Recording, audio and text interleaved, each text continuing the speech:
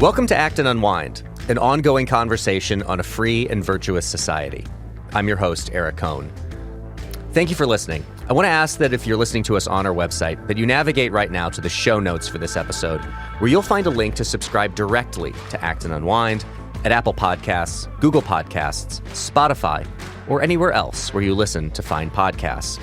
And if you like this program, please leave us a 5-star review at Apple Podcasts so as to help more people find our show. I'm joined today by Dan Huger, Acton's librarian and a research associate, and Dylan Pauman, executive editor of the Journal of Markets and Morality and a research fellow here at Acton. And this week, we're joined by a special guest, Rachel Ferguson. Rachel is director of the Center for Free Enterprise and assistant dean and professor of business ethics in the College of Business at Concordia University, Chicago, and an affiliate scholar here at the Acton Institute. She is the co-author with Marcus Witcher of Black Liberation Through the Marketplace, Hope, Heartbreak, and the Promise of America. She's also a board member for the Freedom Center of Missouri, Faith Ascent Ministries, and Love the Lou, and a founding member of Gateway to Flourishing. She received her PhD in philosophy from St. Louis University in 2009.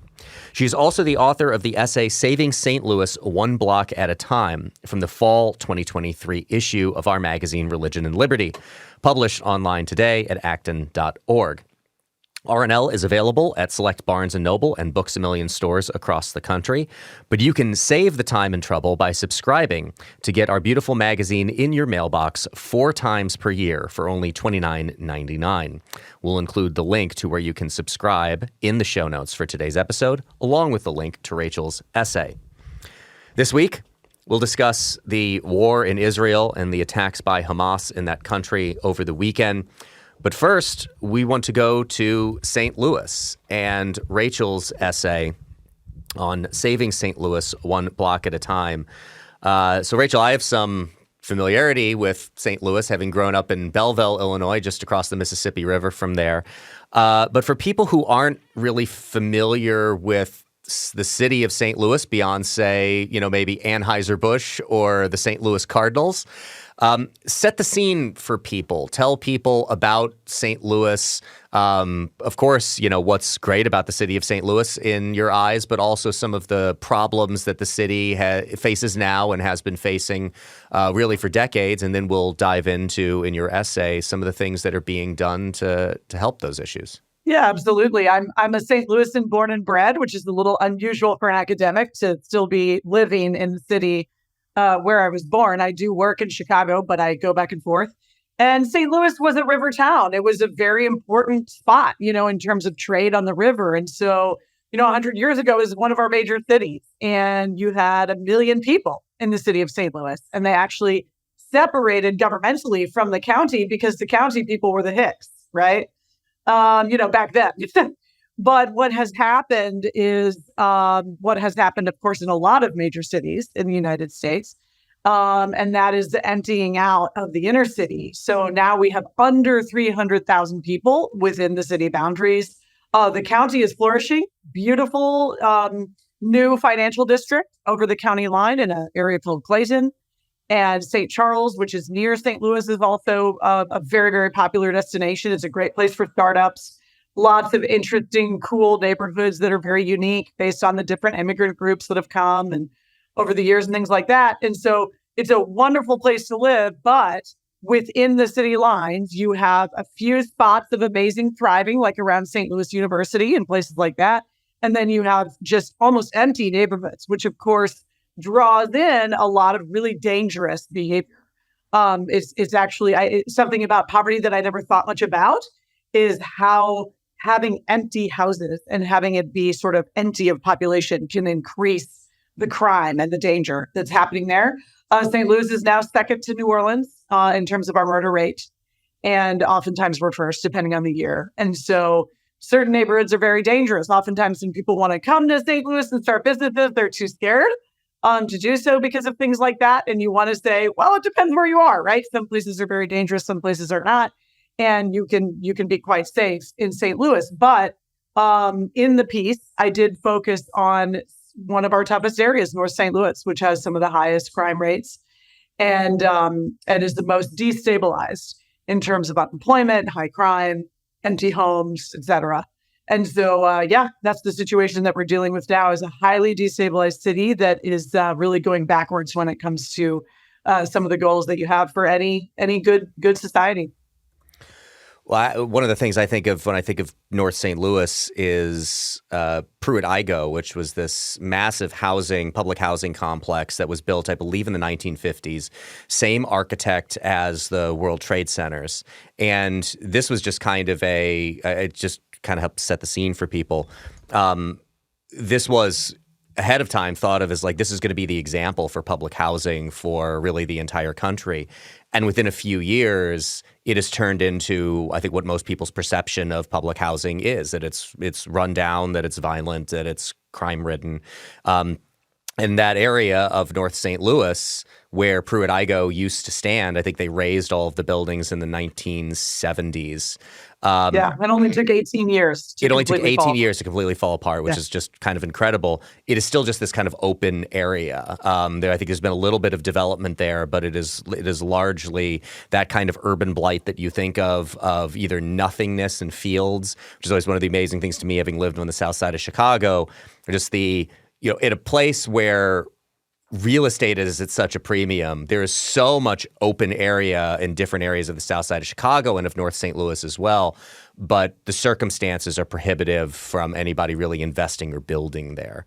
So and can I just to jump on that a little bit? If you're familiar with my book, Black Liberation Through the Marketplace, one of the points I make in there is I call it sort of the 1, 2, 3, 4, 5 punch. The idea being that Black neighborhoods in many major cities suffered from a bunch of failed policies. Things like Pruitt-Igoe, things like redlining, but also the building of the highways, separation of Black and white neighborhoods through the highways, also urban renewal, also failed welfare programs, et cetera, right? And so you have all of these things happening together at a time when working class Blacks were upwardly mobile. You have an amazing fall in poverty between 1948 and 1966.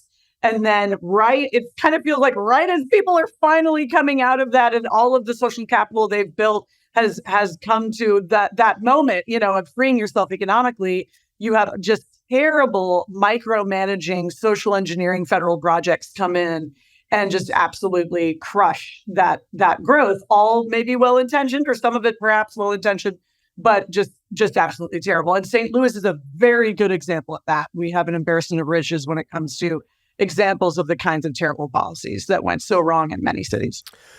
So talk about what you address in your essay, which is the way that a lot of this work to alleviate those circumstances is being targeted by single city blocks. So tell us what is going on now in St. Louis that you profile in your piece. Yeah. So, this whole conversation got started by guys like Bob Lupton and Brian Ficker, who were looking at what you might call toxic charity, ways of doing charity that are easy for us as middle and upper income people, make us maybe feel good. We have our Coke drive or our canned food drive, but are not transformative for neighbors, particularly ones who are actually in destabilized neighborhoods, not somebody who's maybe going through a temporary situation. Those things might be helpful in emergencies, but this is a chronic situation. This is a situation that has persisted for decades and gotten worse and worse. And so we need a totally different approach than the kind of approach you take in an emergency situation. And I've been really influenced by them and by my friend Lucas Rugley, who founded the organization Love the Lou, which is working on Enright Boulevard, is now on Taylor between MLK and Page in St. Louis. And the whole idea is that if you're really going to deal with poverty in a destabilized neighborhood, you have to be holistic, right? It has to be holistic. It can't be, oh, I have this program that'll help you, learn to balance your checkbook, or I have this program that'll help you get some food this week. That makes it a full-time job to be poor. You go from program to program to program, just making sure you survive till next Tuesday. But if we really want transformation, we need to surround people. We need to make sure that we're walking through life with people through every difficulty that arises. People in a destabilized neighborhood don't have one problem. They have 10, right? And so maybe you can get a job, but now you need transportation. Maybe you got transportation, but now you don't know how to deal with the fact that your boss is being a jerk sometimes, right? And you need somebody to pray with you and hold your hand and walk through life with you in the ways that maybe you and I take for granted in our social networks. And so it's a kind of network poverty. That's actually a term I use a lot. I was just talking to the head of the Illinois Policy Institute in Chicago, and he was talking about, the people who serve food on food carts, and how he said to them, we can pass legislation to make this legal. Why aren't you guys doing that? They're like, we wouldn't know where to begin, right? And what did they have? They had network poverty. They didn't know how to get to that point. So you need groups like IPI who are coming alongside you and helping you write that legislation, things like that. And so when you look at Love the Lose model, you really see that they focused on one block, the block of Enright. Lucas started by really just gaining the trust of the neighbors, having block parties, spending time together, getting to know people. And that's a big deal because in destabilized neighborhoods, there's a lot of mistrust. And we see this in global economics as well. High trust societies really take off economically. Low trust societies really struggle. And so trust is a major issue to be addressed. And then he went on to start the community gardens. What does that mean? That means that you can be paid to do a job that you can see on your own street, not something 5 miles away, which might as well be Japan, to many people. And I think that that's another thing I didn't understand about poverty is how isolating it is. That you can be in a 4 to 6 block area and have really never left. There are kids who live on Enright who hadn't ever gone to the arch and gone up in the arch. They can see it from their house, right? And so there's a strange kind of isolation there. And so it's, in a way, you can't describe it quickly, the model we're talking about, because what you're talking about is something that is very unique to each block, that is totally tailored to the voices of the people there and what the vision that they have and that they see for their neighborhood, and that is addressing things as they arise, trauma, counseling, whatever it might need, whatever might need to happen. But the ultimate point is to sort of contrast it with that emergency help kind of toxic charity that you get, and instead think about dignity. What is going to be dignifying to the neighbors that listens to their voice, listens to their vision, and empowers them to do what they want to do with their neighborhood, as opposed to coming in with my own agenda and, just kind of dropping it on their heads, so to speak, in a superior sort of fashion. So that's the contrast that I try to draw in the piece. So there's a lot to talk about. I think it's a really compelling essay. I would recommend it as a very hopeful essay as well, showing that, people don't just have to despair when they look at, impoverished and crime-ridden neighborhoods. One thing that stuck out to me that I'd love to hear you talk more about is the idea of finding the Josephs in the neighborhood.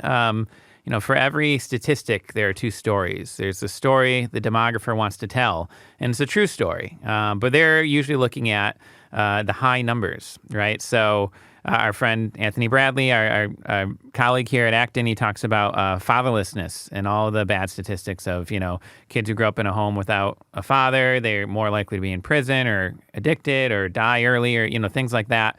And he has the percentages for all of that, and it's not wrong. But for every percentage, there's another one, right? So every 57% means there's a 43% that don't qualify. For every 63%, there's a 37% that don't, that's not their story. And it's interesting to me that you found that there's a key, at least sort of person who basically is that positive outlier, that minority person. And it's the sort of person that you could see having just a ton of potential. But if they're stuck for too long, they too would fall through the cracks. So how are they identified? What role do you understand them playing in neighborhood stabilization? And how not only can we identify those people, or can people within those communities identify those people among them, but maybe how can there be more of them? Well, let me say it's not uncommon at all. And it's not actually hard to identify. Usually there are people in a neighborhood who have always been sort of for the neighborhood. They've always been trying. They've always been the person you could go to for help, and oftentimes their efforts, they can struggle with hopelessness, right? Because they don't have a lot of support. But they're not hard to find. Usually you can point right to them. Oftentimes it's a matriarch. So in the piece, I talk about Miss Sharon, I talk about Miss Tawana, right? And these are women who have taken in other people's children, the women who get the neighborhood together for the neighborhood watch program. They're doing everything that they can, but they just don't have enough of a voice, right? They don't have enough support. And so one way to just draw that out is to support them, right? And to take their advice. And so one of the stories I tell in the piece is about the way that Miss Sharon would really kind of slap Lucas on the hand every once in a while. Lucas would have an idea. He'd say, hey, we're going to bring a volunteer group down and clean up trash. And she'd say, we can clean up our own trash. Don't come down here and clean up our trash. She goes, what I need you to do is remove that porch where the drug dealers sit so they don't have any place to sit, right? Because she had the local knowledge. She knew what they really needed, and she knew that it would undermine their dignity to go around, have a bunch of white people come down and pick up trash, right? Or the same with, charging for the block party, right? You didn't want anybody to contribute. You wanted everything to be free. And she said, no, let us contribute, right? So having that local knowledge, having that understanding of the neighbor is one of the things that's really important about Joseph's. But I think there are cases where you don't get a Joseph where you could have had one. And that happens with some of our young people who fall through the cracks. And so, there are other examples, and I won't name names because they're still young and may not want to be named. But there are kids that I know who, were totally homeless at 11 years old. They had nowhere to go. And if they hadn't been taken under the wing, of Lucas or allowed to live in someone else's house and plugged into good programs, places even changed schools in some cases, had to go to a different school in order to do well. They may have become just like the next kid, and yet due to that intervention, they're the kind of kid that's coming back, mentoring the kids in the neighborhood, working for the organization, going to college, really changing the trajectory of the neighborhood, and they become the next Joseph, right? And then another thing I want to say about Joseph's is that there's a level of spiritual advancement with some of these people that really needs to be acknowledged. I think there's an assumption that because somebody is poor, like you sometimes hear, like they just need the gospel. You'll hear some in some circles, you hear people say that. And it's like, Lucas is like, my neighbors love Jesus. Like, that's not the issue, Mm-hmm. And so we need much, much more than, well, the gospel is holistic, but, that thin notion of the gospel, right? We need more than that. And what you find when you really dig down in these people's lives is there is a level of dealing with bitterness and unforgiveness and trauma that would just blow any of us away, in terms of their spiritual connection to Jesus. And so we have so much to learn from them. And there's a back and forth that goes on, and where Lucas, and you can tell in his book, When the Sirens Stop, which I highly recommend, he hardly talks about himself. He talks about his neighbors, everything he learned from them, really about walking with the Lord and trusting the Lord.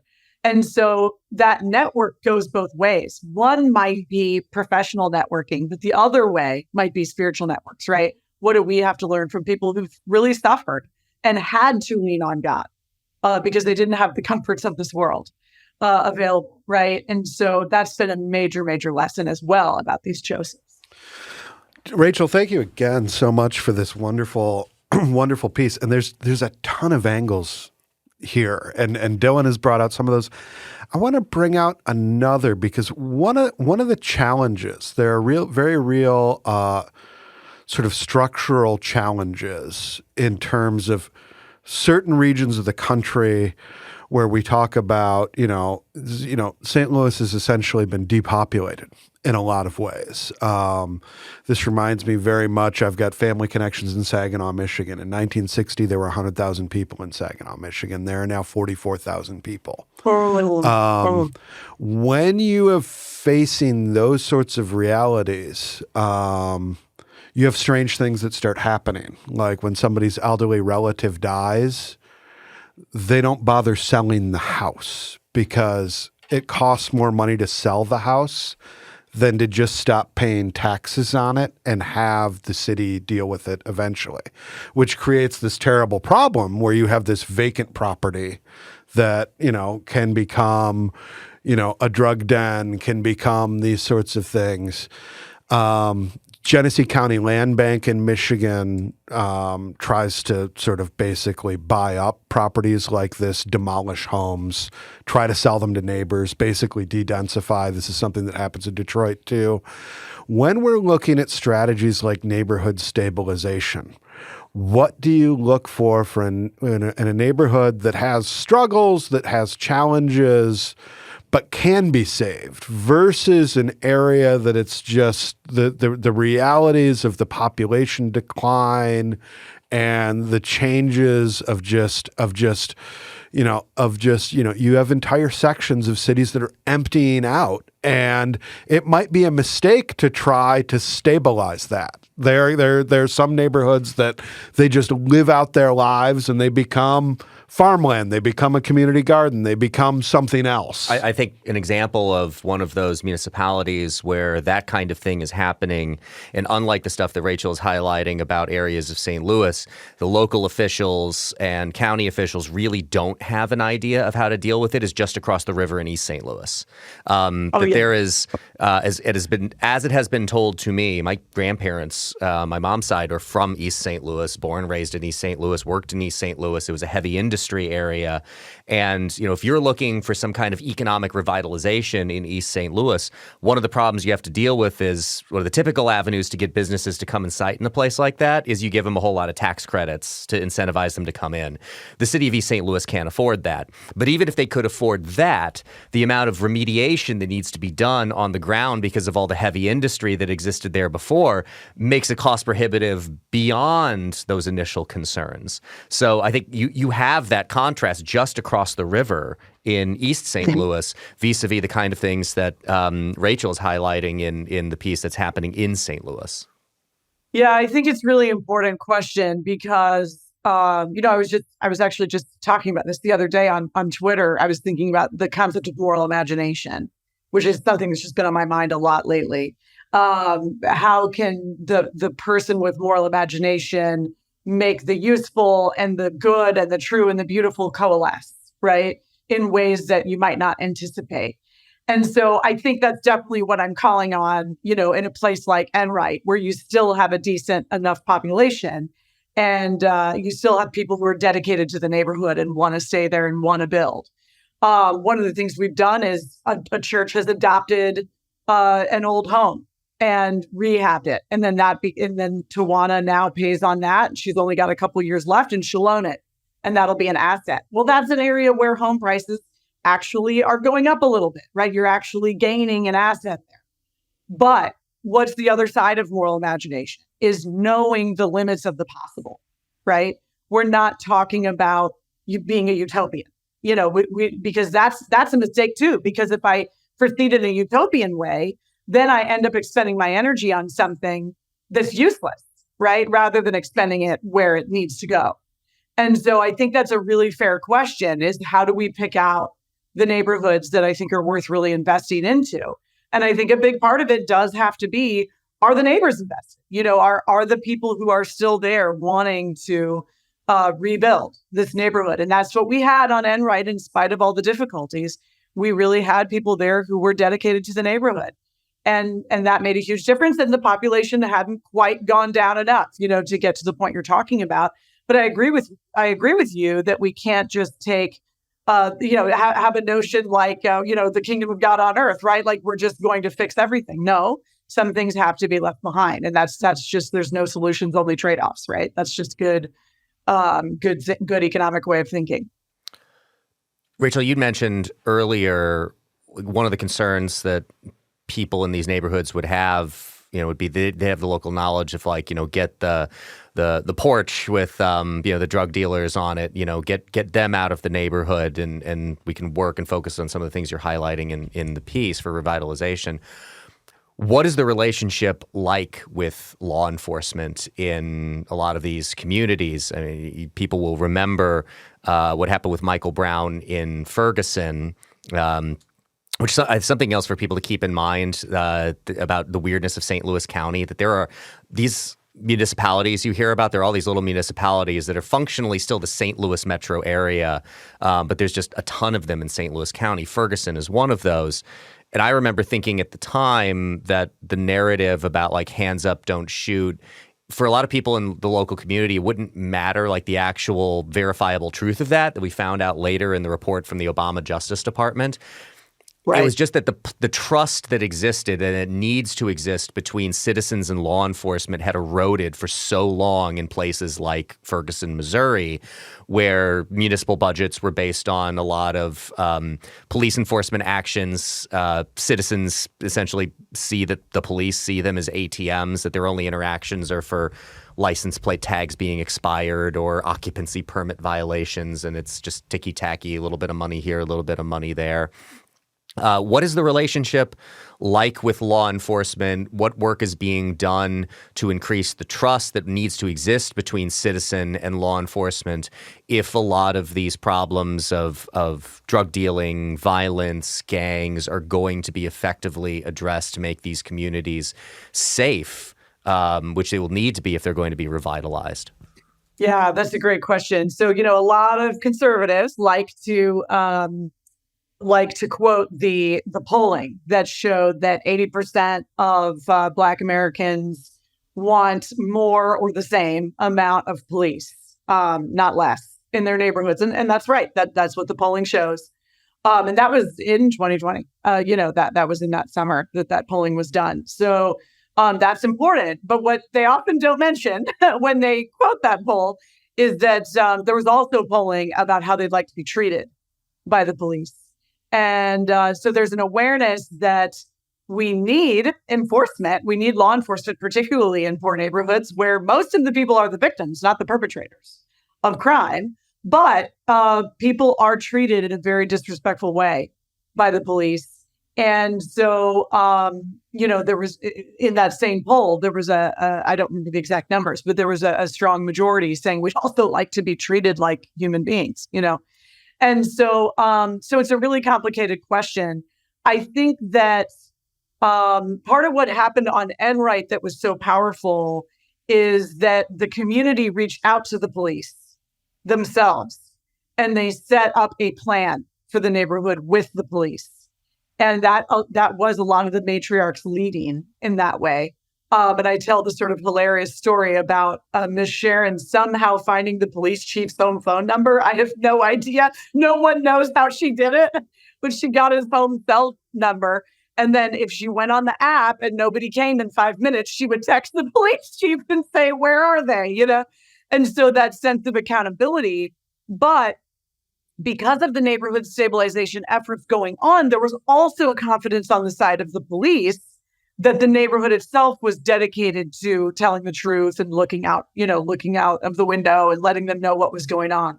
And so there was a sense of reciprocity there where oftentimes there's a sense of challenge, right, between the neighborhood and the police. I don't want to tell them anything. I don't want to cooperate, et cetera. And it can be incredibly frustrating. And so for me, I think that the reason I always go back to neighborhood stabilization in a way when we talk about all of these really deep, complicated problems is because you have to start with the good. You have to start with the positive, and then things start to snowball from there. Once the police saw what efforts were happening on the street, they were much more responsive. They were much more respectful. There was an actual personal relationship going on, et cetera, right? And the truth is that the street became just a very uncomfortable place for drug dealers to be. And so the drug dealers went to the next place, right? And you might say, well, okay, didn't you just shove them to a new place then? That doesn't exactly solve the problem of the drug dealers. And I want to say, yeah, for now, that's true. But without having a stabilized block, you can't expand that sense of stability, right? And then you don't have those kids who are graduating high school. And you don't have those kids who are getting jobs and going to college and coming back to the neighborhood to mentor. So you need that good snowball effect happening before, you can say, well, I've got the perfect policy, solution, right, for this difficult problem. You need both, right? You need the bottom up, decentralized solution happening on the ground so that your policy solution can actually be effective and can make a difference. And so, yes, I think, in Black Liberation Through the Marketplace, I talk about all sorts of criminal justice reform ideas. I think we need to be creative. We need to bring our moral imaginations to that. We need to decriminalize a lot of things that are petty things and so forth. And so we have ideas, but all by itself, that's not a solution. It has to sort of meet in the middle with the good work that's being done on the ground by neighborhood practitioners. So, Rachel, when you mentioned folks going off, attaining some level of personal success, career success, they go off to college and then they come back to the neighborhood. How often do you see that? Because one of those questions, going back to Dylan's question about the Josephs, is there's like a long running sort of tale of modern America, and you can look at like Theodore Dreiser's American Tragedy, which, the film adaptation of Place in the Sun is great. It's about someone who grows up in an embedded community whose mother is one of these strong matriarchs running a street ministry, addressing urban poverty. And then what is the tragedy? The tragedy is her son goes off. He becomes consumed with lust, with superficial sort of conceptions of success, and eventually, it's a tragedy. It unfolds. I won't spoil the plot for you, but he's one of those people that could have been a Joseph and who wasn't. And it strikes me as that this is something that is a big enough problem that you see it come up in early 20th century literature and is something that we see today. What are some of the things that make it easier for folks to return to the community? What are some of the things that you see? What are some of the dividends when you have a program like Love the Lou? Does that, when you have an institution does it make it easier for people to do the right thing and to come back and contribute to that neighborhood's future? Yeah, that is such a great point. It is a huge struggle. There's a tendency to want to get out. There's a lot of trauma living in a high crime area. And if you are experiencing some success, sure. Yeah, the idea is I'm going to go move to the suburbs and have an easier time. And that's the struggle that Love the Lou does have. And so there are people who have come back. I think that a lot of that has to do with the almost familial bonds that people have created over a decade that Love the Lou has been operating. Some of these kids met Lucas when they were 11, when they were 12 years old. They lived in his house for periods of time. And so that kind of thing can make a huge difference. But I will say this, and here's my message to the donors. If you're out there as someone who wants to do good things in terms of poverty alleviation with your money and with your efforts, please think long term. Please think in terms of investing in something that's going to take time to come to fruition, something like Love the Lou, because what you need are people who are willing to, for instance, subsidize, someone's rent, who's willing to come back and mentor the younger kids, right? Because you do want to incentivize that, even if you can only keep them for 5 years. That's a huge reinvestment in the community, and it puts the dream of a better life into the heart of the children that will be mentored by that graduate of the program. And so you need to understand that when you invest in an organization like Love the Lou, you're paying for a lot of staff. It's all overhead, right? You're not handing money out to recipients most of the time, right? You're paying for the people who are going to stay and serve and walk through life with the ones that are coming up.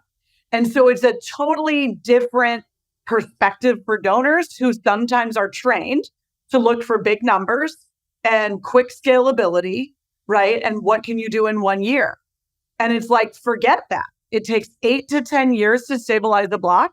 You're investing in a small group of people in a highly geographically focused area, and you're looking for major life transformations. You're not looking for thousands of people served. You're looking for this person went to college and then came back and served for 5 years in the community or something like that, right? And so how can you invest in that? Because we do need to incentivize those graduates to come back. and work. We have seen that in Love the Lou. It's incredible. Some of the young people that have come back and are working with the organization now. It's very exciting. But yeah, I mean, it's very tempting also to, ride off into the sunset. And you still made a big difference in that one person's life. And so we're not angry with you if that's the decision you make. But we do try to incentivize people to come back and reinvest in the community. And it is a struggle. That's a really important point. Well, Rachel, it is a really fantastic piece, and we'll include a link to it in the show notes for everyone to check out. We encourage everyone to read it and to become a subscriber to Religion and Liberty. So, Rachel Ferguson, thanks so much for joining us for the program this morning. We're going to let you go now and dive into our second topic of the day. But, Rachel, thanks so much for sharing your perspective and your piece with us. Thank you so much for having me. Have a great day. Over the weekend, Hamas launched a surprise terrorist attack on Israel, firing thousands of rockets at the country and sending hundreds of terrorist fighters into cities and towns in southern Israel. Hamas fighters killed hundreds of civilians, including women and children, and kidnapped more than 100 people, taking them back to Gaza as hostages. Israel has declared war on Hamas, with Prime Minister Benjamin Netanyahu saying Israel would destroy the group and, quote, take mighty vengeance for this black day. As of Monday morning, Israeli Defense Forces were still clearing parts of Israeli territory of terrorists, and the United States announced additional military assistance will be sent to Israel, and the Ford Carrier Strike Group will sail to the eastern Mediterranean to be in a position to assist Israel if necessary. The attack came amid U.S.-brokered normalization talks between Saudi Arabia and Israel, which now may be at risk. The Saudi Foreign Ministry called for de-escalation and suggested the war as the result of the Israeli occupation of Palestinian territory. That is a summary from the Morning Dispatch email from the Dispatch, which we'll put in the show notes as well. The videos that one could see if you were on Twitter or X or whatever we're calling it were pretty harrowing, and I think do give a representation to exactly what it is that we're talking about here. We're talking about a state of war, but again, war with a terrorist organization based in the Gaza Strip that is not fighting in those traditional ways. The absolutely chilling videos of people fleeing from a music festival that was taking place in southern Israel. I think up to 260 people are reported to be dead who were attending that festival. We do not know how many people have been taken hostage and taken back to the Gaza Strip. I believe I did read that there are at least 4 Americans that we know of as of right now who are believed to be among them. It's the single deadliest day since the Yom Kippur War. And I believe there's another great piece from Noah Pollack at the Free Press who called this Israel's 9/11 that we'll put in the show notes as well. I think that is worth a read. But I throw it open to you for perspective on what transpired over the weekend after largely, I'd say, a decade of, there's a reality that Israel lives with, which is having a lot of entities and organizations and governments hostile to their very existence being right on their borders. And the incredible technological advancement of something like the Iron Dome, which is the Israeli missile defense system, is really an incredible accomplishment. And while the air raid sirens will go off and those missiles will be intercepted by the Iron Dome technology, it has been a relatively safe and peaceful last decade or so for Israelis. This certainly is a huge interruption to that and a reminder of the reality that faces the Jewish state on a daily basis. I mean, it's always easier to destroy than to build. This attack came as a surprise to the Israelis, and you're right as far as the air defense. That technology has been working, but obviously, just the intelligence needed to prevent something like this was not there in this case. It is a reminder. in situations like this, I just find it very, very tragic, and tragic in so many ways, on so many dimensions. And I always think of who I mentioned often on this podcast and still recommend. I think of Kenneth Boulding, the economist and peace activist and theorist of the 20th century. And he really highlighted how an absence of violence is not the same thing as peace. We have never had peace in Israel, at least in my lifetime. I was born in 1984. So we'll just say I've never known a time when there's been peace there in general in that region, but in particular between the Israelis and the Palestinians. Living in Gaza under blockades where, they are dependent upon those blockades being open for basic goods like food getting in. They have a criminal thug government in Hamas organization, basically preying on the people's passions and anger and frustration. The only positive, marks these people have to boast of are things like taking hostages and having prisoner exchanges throughout their history. That's not in any way to justify this, but just say, where is this coming from? I mean, someone on Facebook asked, why in the world would Hamas do something like this? How could it possibly be in their self-interest? How can you put yourself in that position and understand it? And I don't know. I can't speak definitively, but it reminded me of the Spike Lee film, Do the Right Thing, actually pretty relevant to the previous discussion, in which I am going to have to spoil the end to make my point. But Spike Lee plays a guy, I believe I want to say Chicago, but I can't say for sure. Urban neighborhood. There's a lot of crime. New York. Huh? New York. New York. Yeah. Okay, New York. Thank you. A lot of crime, not a lot of support, and there ends up being a police-involved killing, a needless one, towards the end. And the people are so upset, they start to riot. And they end up destroying this establishment that they've been hanging out at for the whole movie. He knows the owners, and you see Spike Lee's character. He plays a character in the movie, finally just giving in to the anger and throwing a rock and smashing the window and joining in, even though it's the wrong thing to do. And I don't know that there is, an easy, here's their strategy, and here's why they thought this would make sense. You have, again, this organization. It's an Islamist organization, Hamas. I can't remember what it's an acronym for something, but the word Hamas also in Arabic actually means violence. And one of their talking points is we're going to destroy the state of Israel, right? I mean, this is something that for the Israelis, it's impossible to diplomatically negotiate. They say, okay, even if they were, and I'm not going to say that they have always been the best either, but even if they were going to say, okay, here's a way we can live together, if Hamas says, yes, but we also want to destroy you from the face of the earth, you're just not getting anywhere with negotiations. So it's just this impossible, tragic situation. What the insight of Boulding, and this is not in any way to make it easier, though he does, talk about ways in which to approach this, is that either you have this standoff kind of counter-threat situation, which apparently is what we've been having for the last decade or so. Before this happened, someone decided they needed to carry through on their threat, Hamas in this case.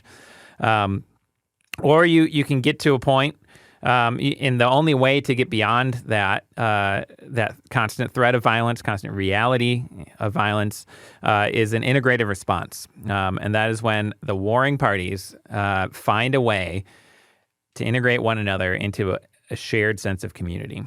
I don't know how that ever happens in the Middle East, but that is what has been lacking. That is what peace really is. And it's more people are going to die. More innocent people are going to die in Israel, in Palestine. People who did not plan this, were not involved in this. They were just at a family, event, at a festival, at a hospital, at a school. There's nothing. There's no positive spin to put on this. It's just a very, very tragic situation. And I definitely, I would echo anyone who already has called for prayer, for some kind of peace. I think anyone with any faith, certainly speaking as a Christian, I believe in miraculous things. I know that the course of history has turned in surprising and unexpected ways, and that, at this point is probably the best, most realistic way forward in a positive direction is a literal miracle.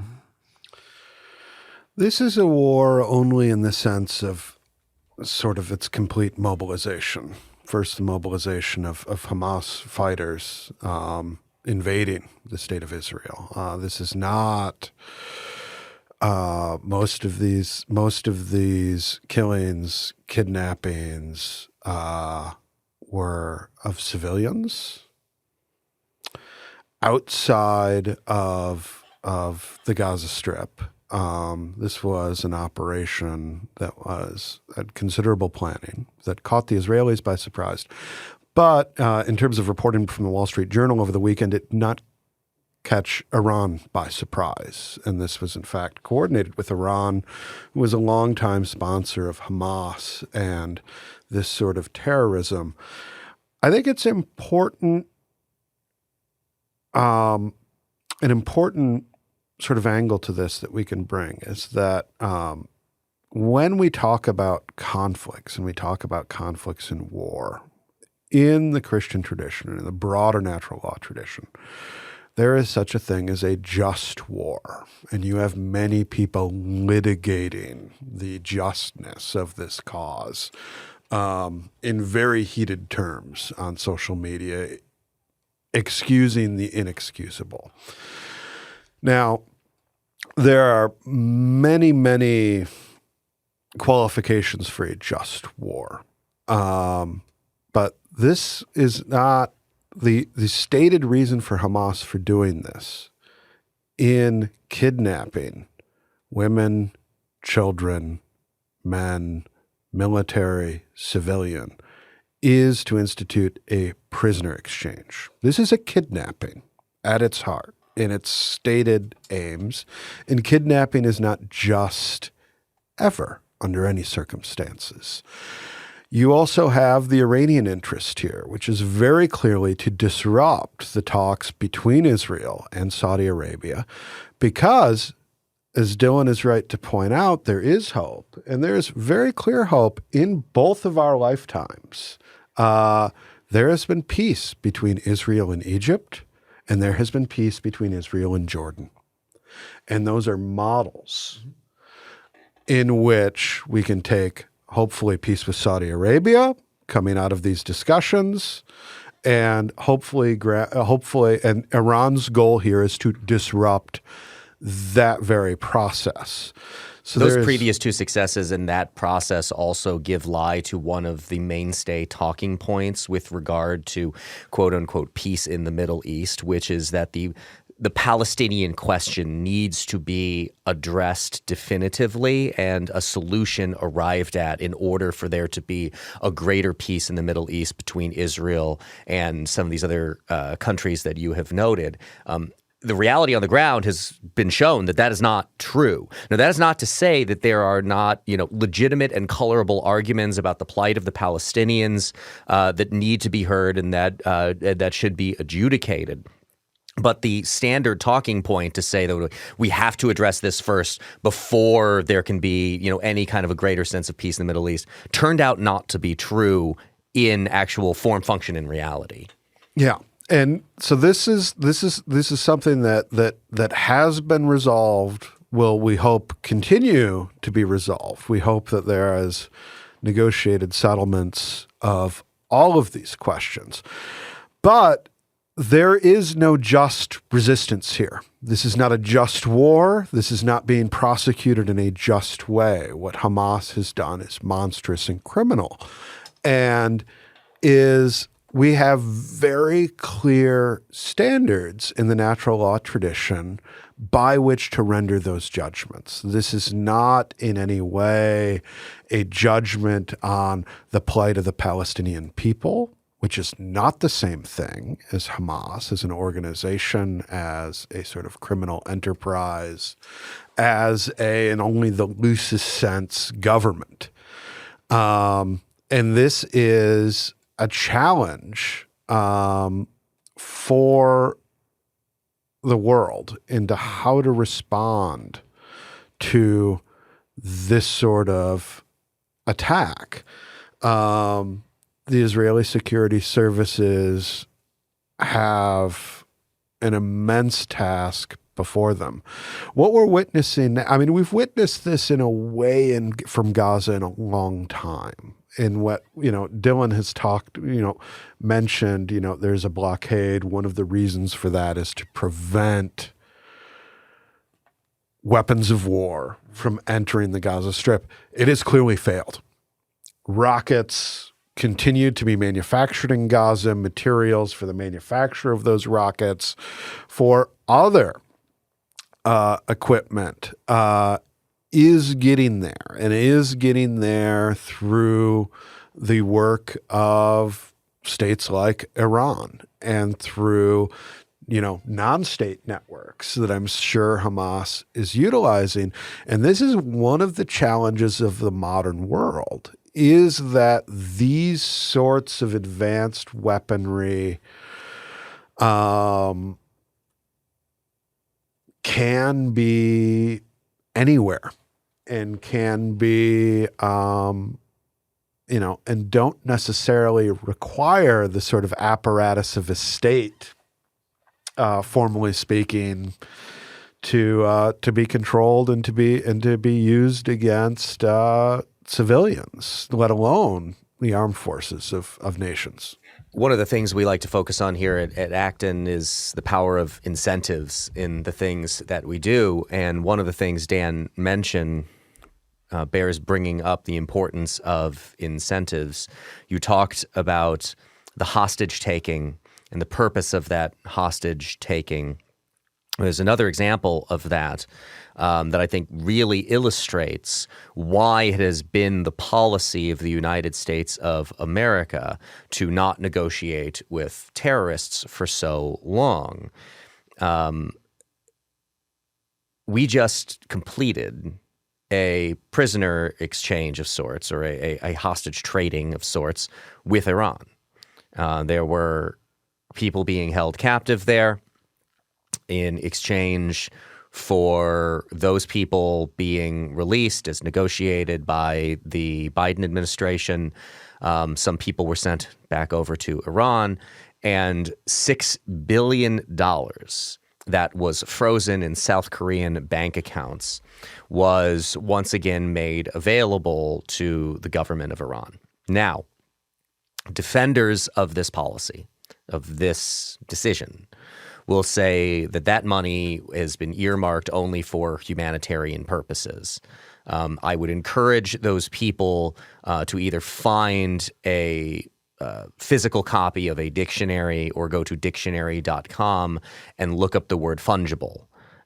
For every dollar that Iran doesn't have of their current money that they do not have to spend on humanitarian purposes, food, medicine, other forms of aid, what be it, is money that they can put into other places, which means that a state with a long history of sponsoring and funding terrorism, like what we saw in Israel over the weekend from Hamas, who has been supported, and again, as the Wall Street Journal confirmed over the weekend, this was planned with Iran's involvement, with Iran's knowledge, and with Iran's okay. I believe Iran has admitted as much as well. Well, and you have the videos of the Iranian parliament, and this again gets into the other point that I want to make. The videos of them chanting "Death to Israel, Death to America." There is no greater context in which that needs to be heard and understood. It means what it means on the face to those people. We saw the death to Israel part of it play out in violence in Israel over the weekend, in the actions of Hamas at the behest of the government of Iran. So there's no greater understanding we need to come to about like, well, within this context, it doesn't really mean death to Israel. No, they mean death to Israel. There is really no ambiguity about this. Where I want to bring it here in the United States for a moment is I am both disgusted and horrified by and thankful for the protests, quote unquote, protests that happened in major cities yesterday in support of the Palestinian cause. Because as I noted before, and I'm actually working on getting a really good Middle East expert on Acton line so that we can do a very basic, because I think this is one of these issues that there is a knowledge deficit and the complexity of it is significant. So like having somebody explain to me, like I'm a fifth grader, what is going on in the Middle East, what is the history between the Israelis and the Palestinians is helpful. But one, again, can have concern for the plight of the Palestinian people who one can argue are just as oppressed, if not more oppressed, by the Hamas government of the Gaza Strip than they are by any of the actions of the state of Israel. One can have sympathy with the plight of those people without doing what was being effectively done at those mass gatherings yesterday, which is making apologies for the kind of terrorism and barbarous behavior that Hamas terrorists perpetrated. Again, to Dan's point, this is not a traditional war. This is not people in uniforms meeting on a battlefield on opposing sides. The targets for what Hamas did over the weekend were civilians. They were families. There are videos that you can find if you wish to seek them out. And I, of course, offer the caveat that they are horrifying, but in a way, it is necessary to see what transpired and what was visited upon innocent civilians in Israel over the weekend, targeting elderly people. These were not military targets. This, again, was a music festival. These were, it was very redolent of the height of ISIS, where you would just see them pouring into these towns and just shooting at anything that moved. This was indiscriminate. It was violence. It was terrorism for the purpose that terrorism exists. And to see so many people do the mental gymnastics that is necessary to end up on the side of excusing this in any way, shape, or form. You can be as big of an advocate for the plight of the Palestinian people as can exist. That does not necessitate you in any way to excuse the actions of a terrorist organization like Hamas, which was targeting innocent civilians in the state of Israel. You can make those. That's not even a fine distinction to make. That is a pretty clear and obvious distinction to make. And if you find yourself in the position of twisting yourself around into saying something like, the murder of 260 people at a music festival needs to be understood in the greater context of colonization and no. I just no. Flat out, simple, clear, no. There is no excusing what went on. You are, of course, also welcome, as Dylan pointed out. One does not need to agree with every action that the state of Israel has taken. Things are going to get a lot worse after what happened over the weekend. Gaza is probably going to be leveled.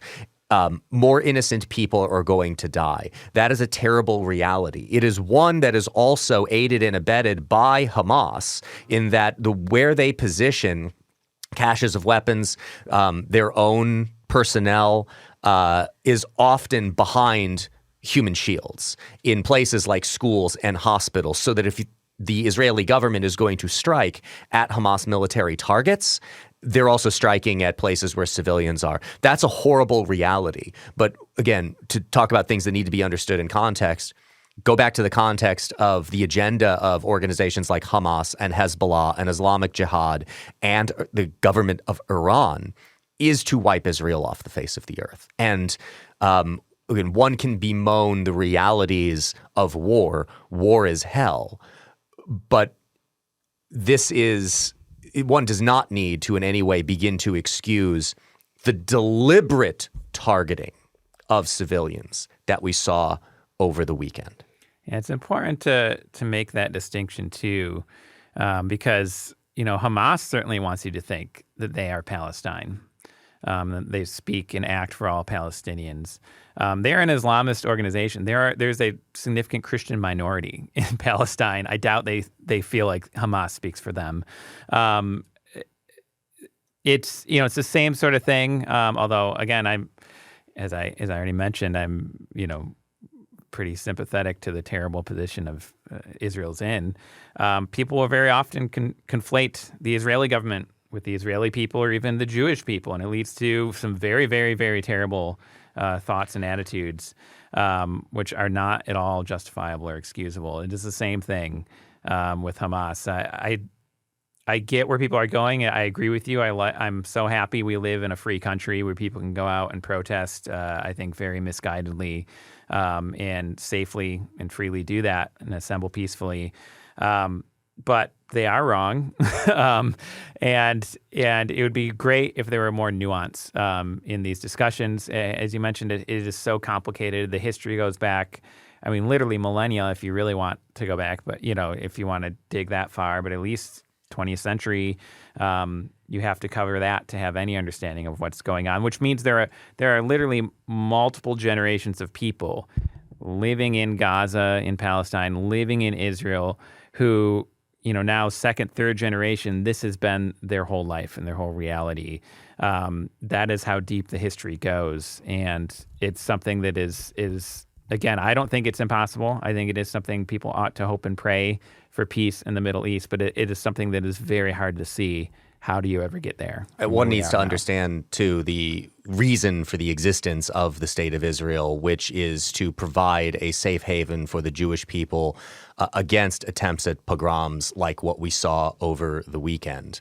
That is really the reason for the existence of the State of Israel. So, one should expect them to defend themselves in such a manner, considering their whole reason for existence. There is, and maybe this is the way to think about this in terms of larger purposes and plans. For a very long time, the Palestinian people have been instrumentalized by Islamist anti-Zionists and weaponized as a cause, is a pretext for the destruction of Israel and for the Jewish people. There is in the world an insidious Islamist-inflected anti-Semitism. Now, there are many strains of anti-Semitism. They are all horrific, but many rooms in that mansion. Yeah. Yes, but this is when you talk about interests, when you talk about, what does Hamas intend to get out of this? There's a superficial pretext of a potential hostage prisoner exchange, which to my mind, at this point, seems completely off the table with the amount of violence and destruction visited. There's that, but then there's also the fact that Hamas itself, and Eric alluded to this, is the Gaza Strip is just a pawn in this larger struggle, and it is an ideologically consuming struggle rooted in a sort of virulent anti-Semitism and with a corruption of Islam itself that animates this ideology. This is just the sort of destructive ideology that you had in international communism, that you had in Nazism and fascism in Europe in the last century, that unleashes madness on a scale that is unintelligible in terms of interests, because it's just all-consuming and disordered. And this is why you have a sort of total disregard for natural law, for conflict, for justice in conflict. even in the realm of conflict itself, these things get thrown out, and it's just it's an enduring ideological pathology that we can hope and pray runs its course, but these things are very, very difficult. Difficult to move.